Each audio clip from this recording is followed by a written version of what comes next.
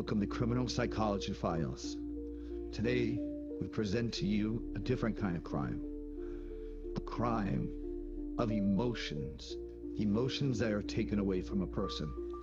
This is that story. This is the story of Jennifer Patterson, a woman who moved to a quiet town. But this quiet town had a secret.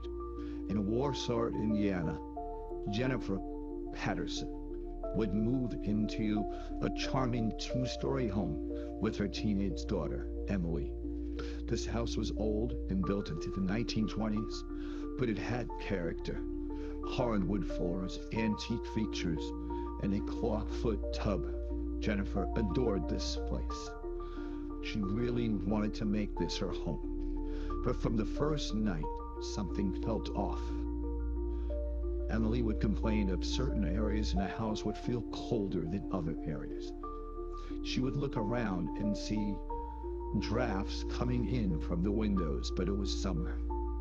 She would hear footsteps, slow, deliberate, and then pacing up and down the stairs. And when she would go to look, there was no one there. This is that story. Buckle up. Get ready for the haunting of Jennifer Patterson. Coming up now. Hello everybody, this is Greg Stewart. Welcome to Criminal Psychology Files. And as the narrator said, this story is a little different than what we would focus on in previous Criminal Psychology Files. It's dealing with an entity in the form of a ghost. And I don't know if you're a believer of ghosts, but I can tell you myself, I am, and I've had experiences, and I will be making a podcast in the future of an experience that I had that was really frightening for me and my family. And then there's one that I have to develop the chutzpah, if you will, to tell you about that was even more riveting, that connected to one that everyone is familiar with, but even just saying it out loud still makes me nervous. Now, this particular story is about a woman by the name of Jennifer Patterson who lived in Warsaw, Indiana, and we're going to see what she went through. And I can tell you, I'm a believer. I had some incidents in an area in upstate New York, actually going to Niagara Falls, directly across the street from Niagara Falls. There is a hotel, if you will, called the Red Coach Inn, and I'll be bringing a storyline to that. But what happened to me and my family in that particular hotel has, if you wasn't a believer, well, and you went through this, it definitely changed us for life. From the experience of myself, my wife, and at the time, though he's older now, my 12-year-old son at that time. And even making this video, I had an interesting day this day. I went to St. Augustine, which is the oldest city in America, known for its haunting. I lived just an hour down the road and went into a place that could be considered ghostly, or whatever title you want to give it, but it's the Torture Museum, and in there is ghosts, just like this entire old European Spanish town. When I came home and started editing and building this video for you folks, even in my room where I have it to be my studio, it's very quiet, and I heard things very loudly happening in areas of my home, in areas where I was recording when no one was home. At that same time, things started to voice itself, if you will, a couple times, to where I took a break, had to breathe, grabbed this here, gave it a kiss, and literally had to reconnect because of the forces that I maybe brought with me from St. Augustine, as well as what I was talking about. Really definitely got me going and the juices flowing. So buckle up, as the narrator said, and let's get into the story, and I'll give you a brief ending point of how the ghost in the Niagara Falls also affected us. And that's something to look forward to. But in the meantime, if you want to get a little scope out of what's going on in that particular hotel, look up the Red Coach Inn in Niagara Falls in upstate New York. Now, on with the story, but before we go, please once again, like, subscribe, share, and definitely comment, because it goes a long way in our podcast and to help us help others out there. Let's begin. after finishing school, Jennifer, she wanted to have a place that was open, meaning there was a lot of fields and land to do many things. It would be great for her and her daughter. And so she was told that there was this one place in Warsaw, Indiana, where it was a quiet town where she could do all the things she's always wanted to do. And it was for a great price. So her and her daughter, Emily, they would move to this old fashioned home. And she knows that homes have growing pains and she'd have to do some work, but she was really up for it. And she was ready to have this challenge in her life and also take on the things that come with an old home. So she was really excited. And so was her daughter, Emily. For Jennifer, that excitement would not last long. Jennifer would be told around the neighborhood that there were people that lived there before her in history. Women that have lived there have died of mysterious consequences. Men have also had problems in that house. There's always been something that came with that home. Jennifer said, I've never really experienced anything like this. Until that one night where she would be sleeping and she would hear sounds. Sounds of people chatting. Then the next night, sound of what sounded like a party from downstairs. She would hear sounds. Her daughter Emily would hear these sounds as well. She would feel cold spots in her room, like as if someone cold was next to her, or a draft of some sort. She would get nervous. Then she would say, Mom, can I sleep with you? Because I just feel weird. Wind would be howling when there was no one to be found. That night, Jennifer would even dream that a woman in a white nightgown was standing at the foot of her bed, whispering. She never came back. She never came back. Emily, who never had a sleepwalking problem, began to sleepwalk. She would wake up in the attic, confused and crying. One night, Jennifer found her daughter standing at the top of the stairs with her eyes closed, whispering, She's waiting. She's waiting. So imagine you buy your dream home. You're out in the middle of nowhere. What does this do to your emotions when you're hearing some people saying, I heard some stories, but then it goes one step further. You're actually living in the home and mysterious things are happening. Nothing maybe that could be considered over the top at first because maybe you think your home is settling. But then all of a sudden you feel eeriness. Your daughter comes to you. She's saying things she's never said in all the years of life that she's been on the earth. And you're also hearing things that sound a little more than the house settling or creaking. What does this do to your psychology? This is a whole form of a different form of psychology. Like when I do life coaching, I kind of get to know, well, I do get to know what the person at least thinks that they're coming for. And we get to the solution of if that is it or if there's something else. But what do you do when something is playing with your emotions, not purposely, but to show you that they're there and they're there to stay, and you're starting to see little things? What would this do to you? Would you think I'm going insane, or would you say, I have to investigate? It's really hard to think about. As I said earlier in the show, I experienced hauntings. And at first, it was a hard thing for me to say out loud because people tend to be judgmental. But I've come to closure with it because I had to admit what I was hearing was real and share my stories, despite what people think, because I am the one that has to live with it. And if I was coaching with someone and they were going through this, like some people in my family, well, I had to reiterate the same thing. The first thing you have to do is come to terms with what you're dealing with. So let's follow along and think about and see about and hear about what's happening next with Jennifer, her daughter, and soon others that will be involved in this circle of the haunting. Jennifer decided to show me her home. I was really excited for her. She is living her dream. She had a place for her horses, a comfortable place for her and her daughter. And when she put her key in the keyhole and opened the door, and she was pulling her key out, she said, Go ahead and make yourself at home. And I looked down this straightaway, and down the hallway, I could see the silhouette of a person very quickly walking through the hallway of, like, when you look down the corridor, it led to another room, and I just see the shadow walk, and I said, who else was here? And Jennifer would say, nobody's here. Wow, because I literally, are you sure? Because I just seen someone walking through it. And she goes, nope, we're the only one here. Come on, let me give you the tour. And I was really odd. I felt really eerie.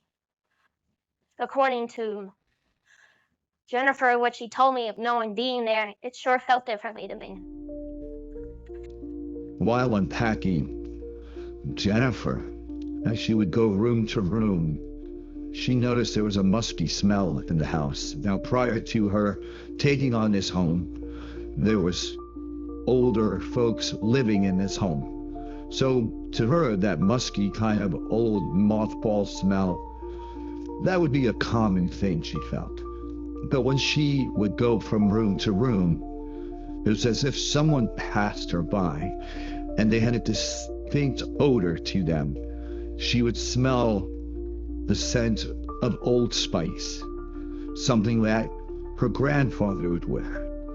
And she would think, okay, I guess maybe it's just that room. But as she traveled along the house, she would smell it stronger and stronger, as if the scent was following her.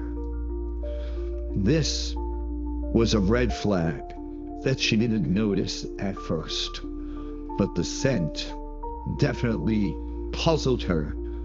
And how could that be stuck in the walls? Is it stuck in the walls?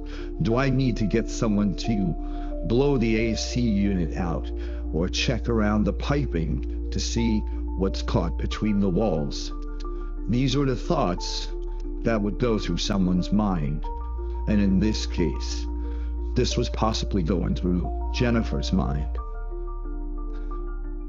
People began to notice that Jennifer wasn't herself. She looked really tired. And we would ask her, what's going on? Are you sick? And she would reference to, no, I just haven't been sleeping well. She said, things have been keeping me up at night. And I guess she wanted to keep it to herself because she didn't want to appear weird, awkward, or even crazy. And then finally, she said in confidence, well, I've been hearing sounds in my home.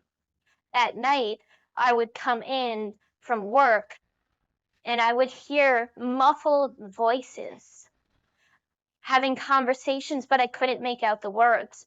Or I would be asleep and the voices would get louder from another room, not exactly in my room, but I can hear it coming from down the hallway in other rooms.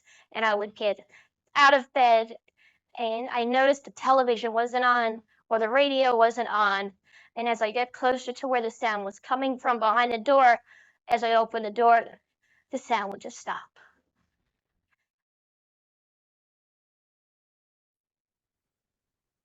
Words cannot comprehend the experience that Jennifer is going through. You're trying to sleep, you hear noises, you hear things, and a lot of the thought is you kind of have proof that something is not right here. And people can say, well, why does she stay? We do tend to fight ourselves on things. This is her real first big home. It has everything she's always dreamt about. And now all of a sudden, these things are basically transpiring in your home. So, what do you do? And she's between a rock and a hard place, and she's exhausted. If you ever suffer from sleep exhaustion, your mind isn't working. So you question yourself. Maybe this is in my head, especially if she is sleeping. When you tend to look for something or fall into your fears, no matter what they are, they intensify in your brain. They intensify to the point that you start believing things even that are not there. Your brain gets into a pattern because it's exhausted. And Jennifer may have thought, well, maybe this is happening to me. She worked in a hospital. She knows about the medical field. She knows what happens to the body when exhausted. And, when you work in a hospital like she did, she was already pulling 12-hour days. So between the exhaustion of her work and the exhaustion of what was happening at night and the thoughts that were revolving in her head round and round, well, she had a hard time really still focusing on maybe it is me. Maybe it's not the home. So this basically made her stay in the home because a lot of it she thought was her. Jennifer was wondering if she was just overwhelmed from work, new home, and that she was exhausted and maybe her mind was playing tricks on her. So she decided, I'm going to have a nice home party, a nice welcome to home. And so all of a sudden, she had her guests there when one of the individuals would approach her. And the individual that approached her was a young man that said, there's a lot of people here. And Jennifer would say, well, it's a party. We're supposed to be. We're all having fun. We're having a good time. No, it's not that. There's a couple that live here, an older couple. They don't want you here. Haven't you heard them? Haven't you heard them at night? Haven't you heard them during the day? And she said, look, just relax. It's a party. There's no one here but us. Just chill, is the words that she used. And she went to mingle, and when she went to look around for this person, he was gone. He was nowhere to be found. After the party, a couple days would go by. Jennifer had mentioned the guy that you brought with you. He seemed a little odd. What's his story? Well, he's a psychic. Did he tell you what he said to me? Well, he did tell me that he told you that there's someone living in that home and you're still there. Do you believe in that stuff? I don't really believe in it. I've been in homes before and where people said there were hauntings here and or places that were once old or, buildings and stuff like that, maybe Halloween stuff. And I never thought anything of it. How about you? No, that's just what he's into. So not too long after that, Jennifer would go to work at the hospital and she ran into a colleague and she said, so you bought the old home down the road. I knew that. What did you know about that? Well, he could be strict. He had his ways, but his family was close and he built that house with his own hands. And unfortunately, he became a little distraught after his wife passed and she lived in the upper room over to the right. And Jennifer said, well, that's where I sleep. Well, when he was building the home, they all actually stayed down in the basement and then eventually would move into rooms. But yeah, that's where she passed away. I remember by knowing them and them coming to the hospital. And what about him? Yeah, he was overwhelmed like anyone would be with a loss, and he had a hard time recovering from that. Jennifer would find out that the name of the former homeowner was the Johnson family, and Carl Johnson was the man who built the home. In fact, on the day she bought the home, it was a year exactly to the day that Carl Johnson passed away due to his depression of losing his wife.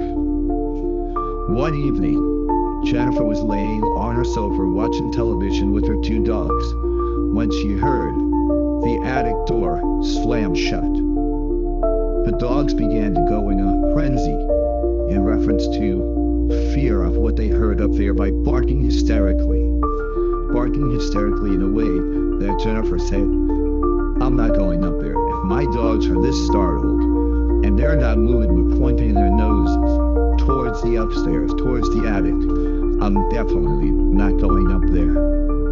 This began to now process to Jennifer that maybe there is something else living there.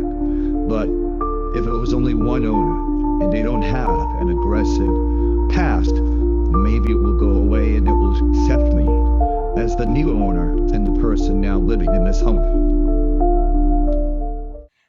Jennifer's reality check came one night when She was down at her basement and she noticed that there was flooding. And when she bought the home, they said it was just an easy fix, a pipe. But unfortunately, it was more than that. It was actually major holes that brought little lakes down in her basement there. So once it dried out and she was looking to find the panels to where she can fix this up and get the right people in there, but wanted to find the leaks herself. Well, she was headed back up the stairs from the basement, and this is when the reality kicked in that maybe these spirits that I thought I can live in peace with and I can finally just make the best of this home. But all those things and thoughts turned when, as I was heading up the stairs, I heard a voice, at first muffled and then more clear, get out of this home. And then, as I was running up the stairs, because that did startle me, I felt a hand wrap its fingers and hand around my ankle as if it was grabbing me, and it did grab me enough that I shook my leg and I ran up the stairs. So she finally had the form in her mind that this is real. This is really happening, and maybe there's more danger here than I thought, and I'm scared. Now I have to think of what's my plan A and B to either get these things out or move out myself. Jennifer's experience with the entity began to even become more aggressive than the experience on the staircase.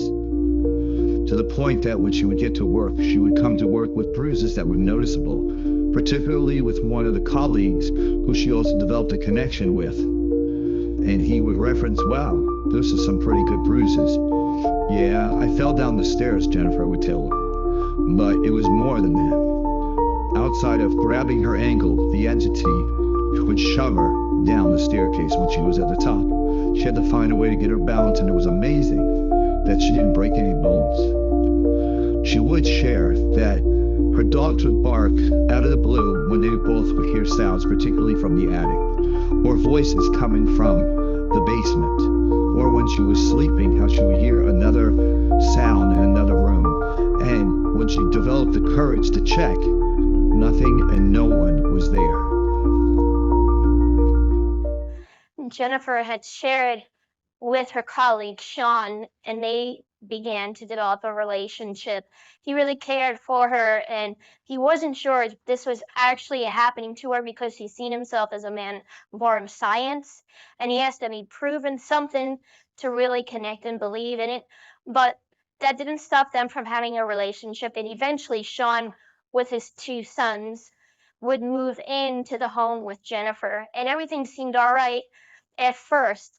And then Sean would notice, in particularly one room, that the house would get flooded with houseflies. And that's not uncommon, but the amount in one room when there's no way to get in was a little eerie.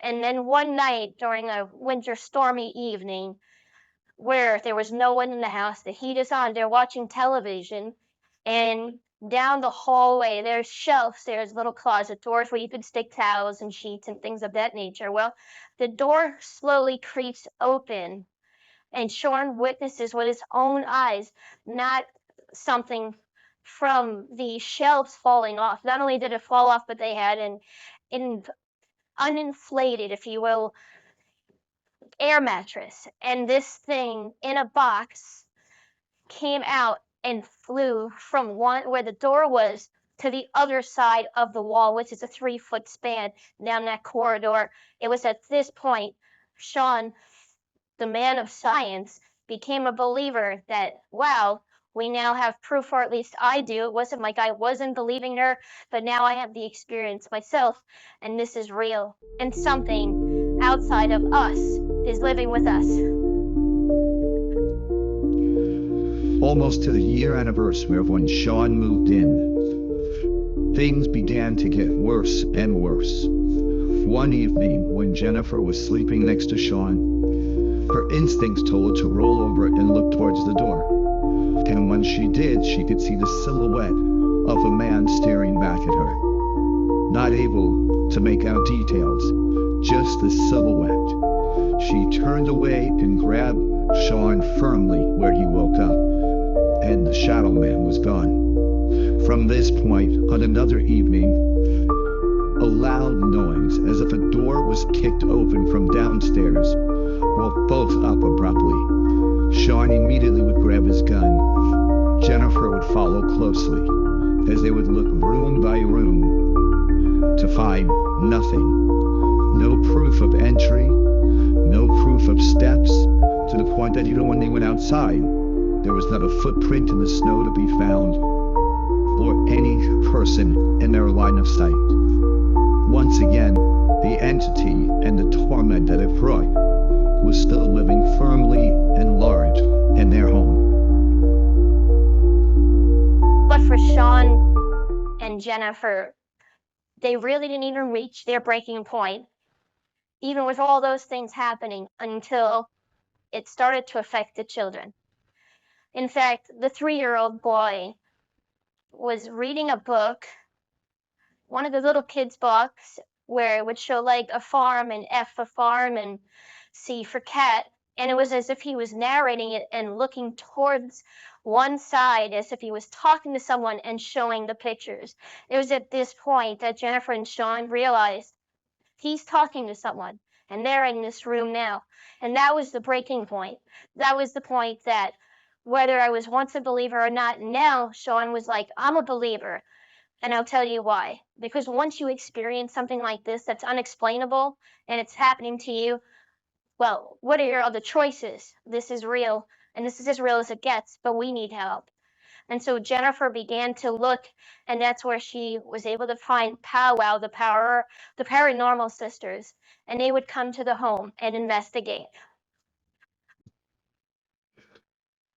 When the Powwow sisters came to investigate Jennifer Patterson's home, they at first didn't believe that there were spirits here. They thought that this was electronically a hoax because it was too perfect. The EVP was too perfect, the electronic voice phenomenon. So they said, we're going to come back. We have some evidence here, but we're not quite sure. And so the Powwow sisters, Tanya and Sherry Willis, would come back with their husband, who was an electronic specialist in this area. And sure enough, the voices, the crystal clear voices, the movement of furniture, the sound, confirmed that this was a phenomenon. Now, with the Powwow sisters, Tanya Willis and Sherry Willis on board, they started to do things to hopefully bless and cleanse the house. They would do sage, firing and lightings and smoke to hopefully push the entities out. They would include blessings, leave charms, and do things that normally have been effective in the cleansing ritual. And this still fell into an area that wasn't helpful. Even though their heart was in the right place, it just wasn't helpful. They approached Jennifer and they said, look, unfortunately, the cleansing rituals at this point are not very helpful. We've tried. The evidence shows they're still here. Nothing has changed, shifted, or otherwise. So if you can live with them the way you have been, just know it looks like they're here to stay. And Jennifer was like, no, we can't live with them. At this point, I guess we're all going to have to leave, because if they've already showed physical abuse to me, they're aggressive. If they're now going after the children, then this is not safe. This is not where I can put my kids in jeopardy. So we're going to move out. And Sean would agree that this is just not something we can live with. We're not going to put our family at risk anymore. So the packing for Jennifer Patterson and Sean had concluded, and they would continue to grab their items and leave the home. Jennifer Patterson and Sean would move out, and Jennifer's parents would continue to help renovate the home while they were away so they could make a sale. During that time, as her parents were cleaning, painting, and getting the home ready, they really wasn't big on this haunting stuff. At least that's what they told everyone. They knew, we don't believe in this, and we'll go in and fix it up since maybe you guys are claiming you're too scared to clean up the house and get it set for possible new owners. While they were there, things started to shift. Things that would belong in one area were found in other areas. Unexplainable. This still wasn't enough, but it was enough to bring some skepticism, but still didn't take them out of their belief system, particularly for Jennifer's father. Her mom was starting to feel the energy that her daughter Jennifer spoke about. Her dad was still a little bit on the fence. That would change when he was in a home all by himself, painting a wall in a different room, when he heard the garage open and close. And he went to investigate what this was, and there was no one there. Among other things, noises and things of that nature. Things that everyone from the Powwow sisters to Sean to Jennifer to voices as if someone was whispering around. All of these things were happening now to him. Eventually, within a few months, they got the home ready, and reportedly this home has been sold a few times now. And people, neighbors around the area, have stated on numerous occasions, in the day and often at night, they'll hear voices coming from the home. And Jennifer has a theory of her own. She says she thinks the house became more aggressive because the family who did live there prior, they were very religious. They believed that families, husbands and wives, should be married. So they wasn't married. They were living just as boyfriend and girlfriend. And this may have upsetted this former couple who unfortunately passed away in this home as if it was a slap in the face. So therefore, we feel that aggression, being as religious as the family was prior, and that we were living in wedlock, if you will, played a big toll in reference to why they were being treated the way they were in particular. And so this ends the story in reference to Jennifer Patterson, the haunting story of what happened to her in Indiana and brought her at the time eternal grief. To this day now, she's happy, and for both Sean and Jennifer, as well as the family, the pursuit of the entities when they lived in the home have stopped immediately. Thank you for listening to Criminal Psychology Files, a haunting in Indiana with Jennifer Patterson.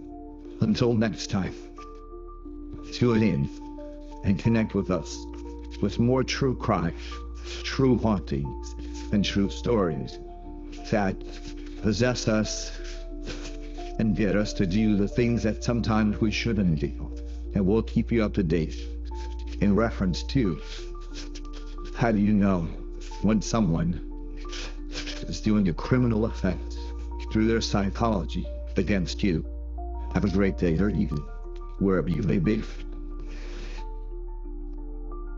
So before we conclude this episode, in the beginning I said I wanted to tell you a brief story of what happened to me and my wife and my son at a place over across from Niagara Falls. Literally, you could see the falls from this hotel. It's quite beautiful, called the Red Coach Inn. And from the second we got there, now I did do some investigating. I thought this was a unique place. I was looking for some place nice to take the family. And the hidden secret that I found through videos as well as employees on YouTube was that this hotel has a history. a history in reference going way, way back to days where people traveled mostly through carriage and horses and things like that. And they had several events that happened there. From it, where I believe it held some area for children where they were playing and they got caught in a fire, to a woman when they rebuilt it on her honeymoon who was slayed by her husband on their honeymoon night. So these were the things that were playing a part that I was aware of, but I didn't share this with my wife because, frankly, she's not a big fan of horror or the supernatural or anything that may go bump in the night. And my son, he was only 12, so I wouldn't share that with him as well. At this point, when we arrived, we got the key card. We put the card in the slot in the door. It turned green, but it wouldn't open. Took it out, put it back in. Took it out, put it back in. Showed green, but it would never open.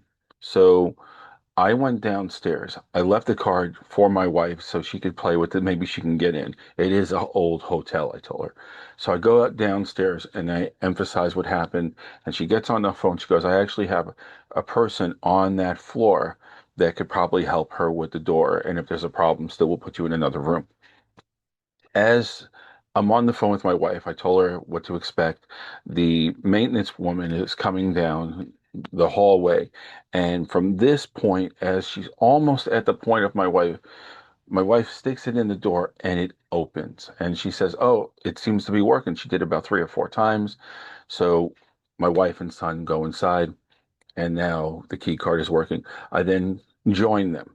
As I join them, out of the blue, they have a beautiful old-fashioned radio, and soon as like we sat down just to look around the room, get to know it, the radio came on by itself, and it played an older Victorian musical instrumental thing. And there were many stations to choose from, but this was the one that popped up. So we thought that was odd, between the door and now this radio just abruptly coming on by itself. So we turned it off, we leave, we go to Niagara Falls, we come back in the middle of the evening. And this was in just before Halloween, like a week or two before Halloween. So that evening, we are just resting. We decide to go to sleep. About 2:30 in the morning, I remember it very clearly. I look over from my bed and I noticed the silhouette of a side profile of a woman dressed in Victorian. I can make out the dress perfectly, the bonnet that she had on her head, but the shape of literally her lips, the lighting was catching her. I knew she was a woman. Um, nice features, but not as clear as I would have liked to, but clear enough to see that she was a woman. And she was just staring at me, but from like this, like a side profile, right in front of the window, right in front of the window. And so I didn't say anything. I just stared back for a bit, looked away, rolled over, turned back over. She was still there. So that was a little bizarre. Eventually, I fell asleep shortly after that. Then I'm woken up abruptly. My wife is choking, literally could hardly catch her breath. Now, I wasn't sleeping in the same bed that night because one bed was big, one bed was small. So I gave the larger bed to my wife and son. So I look over to her and I said, are you okay? Are you okay? And she goes, and she sees how far I am. She goes, I felt like someone was choking me. I felt literally like someone was grabbing my neck. And so she eventually fell back asleep. Then the morning came and we were going to our breakfast in the same building. I have a beautiful breakfast there. And my son is not himself. And I said, what's the matter? She goes, well, he said he had a really bad nightmare. And his best friend is this girl, Samantha, even to this day. And the interesting thing is that he's always had good vibes, good feelings. They've never had a problem. He's known this girl. He's been in school with her from 3 years old. And he's 12. And he says, I had a nightmare. so vivid, so clear that Samantha killed me, that she was trying to kill me, she stabbed me, this, that, or what. So now I said, I think I have to tell you guys something, because now there's several stories here, from coming in to the music to what all of us experience. I experienced this woman at the window giving me a side profile view, a look, if you will. And I was just blown away from it. And now you're telling me this. And then the person who is the main manager of the hotel is walking by. And I said, I got to tell you something, because this hotel has a history. And I stopped the manager and I said, can you confirm or deny that there was an incident here on several occasions, but particularly with a honeymoon? And she told the story as I told you, also about the fires there. My wife, for one, was livid that I didn't give her this information, but part of me was skeptical. I just thought it was a cool thing, the history, but that was a really amazing experience with a ghost, I felt, and I still feel, and my family does as well. And she was all jazzed, a wonderful lady. And she said, oh, yeah. And she goes, what room are you staying in? And I told her what room.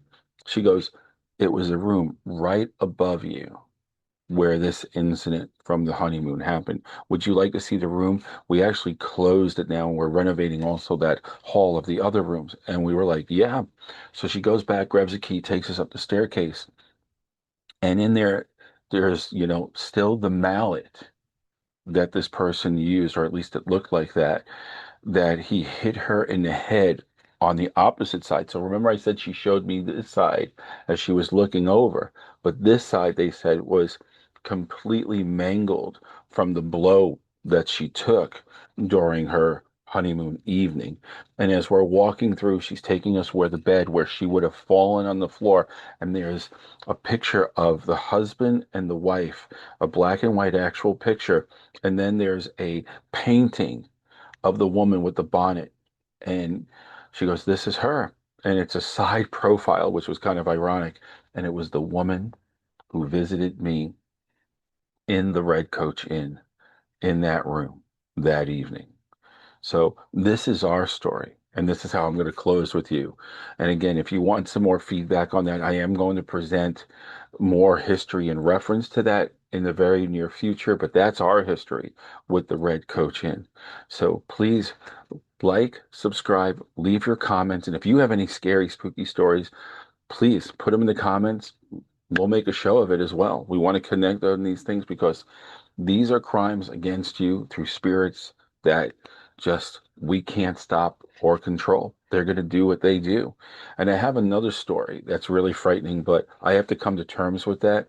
That's a horror story of its own. And if I mention what that story came from, it will be very familiar. But right now, I still don't have the chutzpah, if you will, to present it, because it really does give me the heebie-jeebies. But once again, this is Greg Stewart with Criminal Psychology Files. Please like, subscribe, and share, and comment. And I look forward to you joining me on our next Criminal Psychology File episode. Until then, have a great day or evening, wherever you are.